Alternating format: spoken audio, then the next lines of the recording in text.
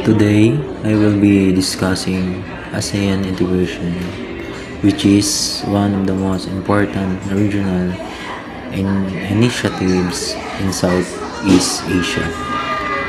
When we talk about integration, we mean the process of uniting our nation not only in terms of economics but also in political cooperation, culture, and social development. ASEAN, or the Association of Southeast Asian Nation, has been working for decades to make sure our region grows together in peace, stability, and prosperity. By the end of this presentation, I hope you will have a clear picture of what ASEAN integration really means, why it was created, and how it affects each of us in our daily lives. Let's begin with ASEAN itself. The Association of Southeast Asian Nation was established in 1967 in Bangkok, Thailand. At first, it only had 5 founding members: Indonesia, Malaysia, the Philippines, Singapore, and Thailand. Later on, more countries joining, and now there are 10 official members, including Brunei, Vietnam, Laos, Myanmar, and Cambodia.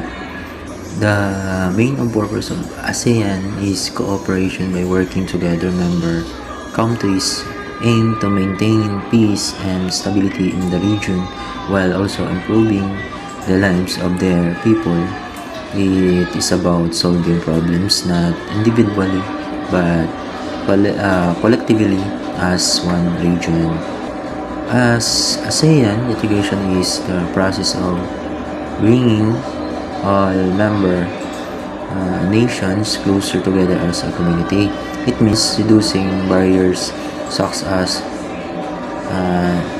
tariffs, travel restrictions, or professional limits, so that goods, service, and even people can move more freely across border.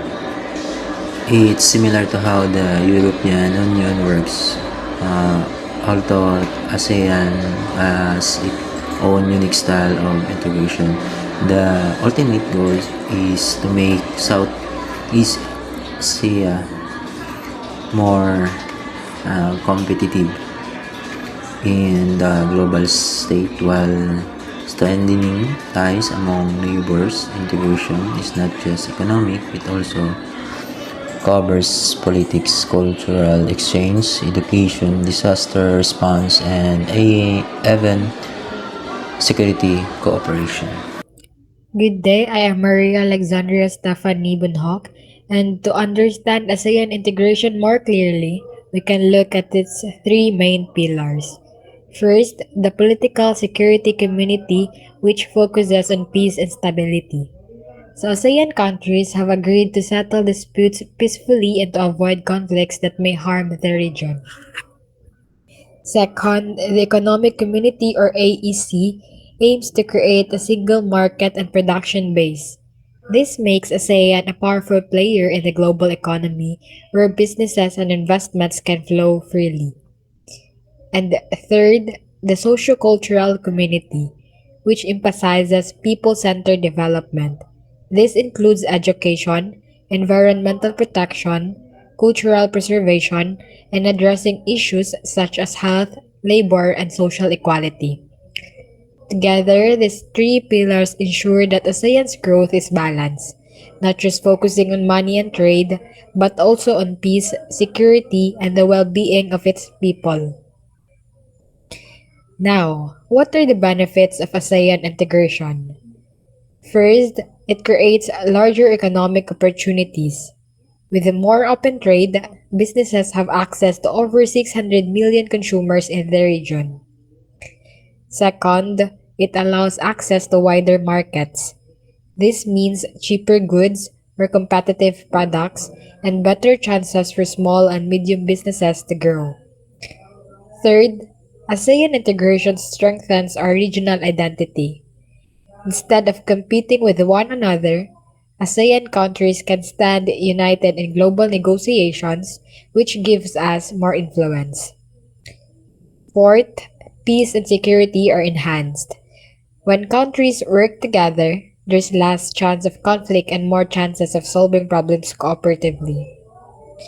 And lastly, integration opens the door for collaboration in education, environmental protection, disaster management, and public health.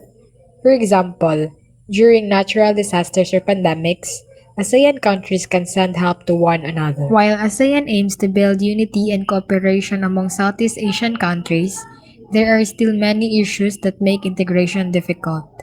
One major challenge is economic inequality. Some ASEAN countries, like Singapore, are highly developed and wealthy, while others, like Laos or Myanmar, are still developing. This gap makes it hard to create equal opportunities and fair competition within the region. Another challenge is the wide variety of languages and cultures. ASEAN has hundreds of languages and diverse traditions. While this diversity is beautiful, it also makes communication, cooperation, and mutual understanding more difficult. Political systems also differ across ASEAN. Some countries are democratic, while others are under more centralized or authoritarian governments. These differences can lead to disagreements in decision making and slow down the process of regional integration. Lastly, there is unequal development and access to resources. Not all ASEAN members have the same level of infrastructure, technology, or natural resources. This creates challenges in sharing benefits equally and achieving balanced growth across the region.